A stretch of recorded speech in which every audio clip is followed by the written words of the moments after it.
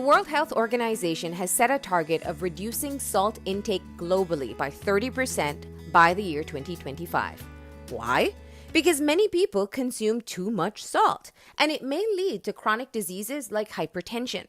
On World Hypertension Day, health officials take the opportunity to educate on the dangers of this condition, as explained by Dr. Jorge Polanco. The reason is that hypertension is a very strong contributor to cardiovascular diseases in general.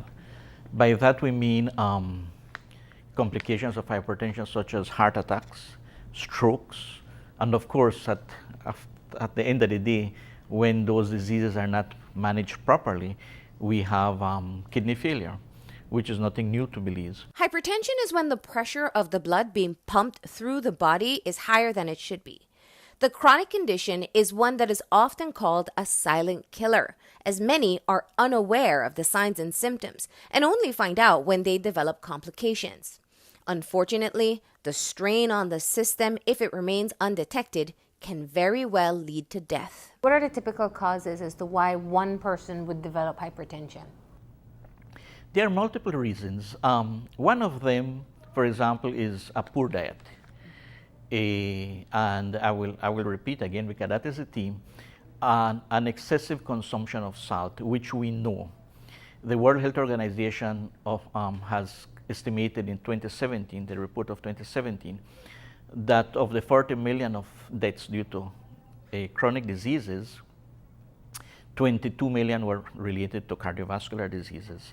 And out of those, over 40% were related to cardiovascular diseases related to high blood pressure.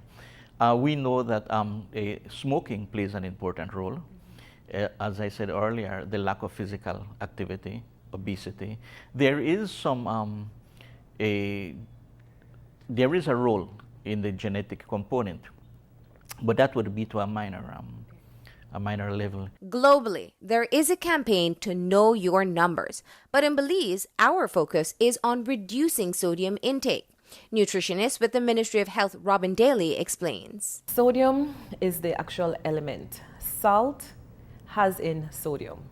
And then when we look at other seasonings, for example, like MSG, even when we look at onion salt, garlic salt, those are additional additives that's added to salt. So it actually increases the overall salt and sodium content. We're not seeing as much herbal seasonings that we would like to see. So we want to encourage people to prepare foods using more herbal seasonings and rely less on the bottle seasons, the consommé, the complete seasoning, the seasonal. All these things have not only high salt, but they have other types of salts added, so the sodium content is high. The truth is that what an individual consumes in regards to salt per day is not necessarily only what the cook puts in while the lunch is being prepared or the breakfast. Throughout the day, if they eat snacks, those snacks are saturated with salt. In the region, Central America, a study was recently done whereby you would be surprised to know that practically all I will use the word snacks, sometimes equivalent to junk food, have more than double the amount of salt that should be present. We're speaking of diverse beverages, spices, dressings, soups, cereals, pastas, milk, cheeses, biscuits in general, tortillas, desserts. All of them had more than 2 times the level of salt that is recommended. And this is for Central America. This is a study done in 2013. There are different recommendations. We have WHO, which is the World Health Organization, and we have FDA, which is the Food Drug Administration.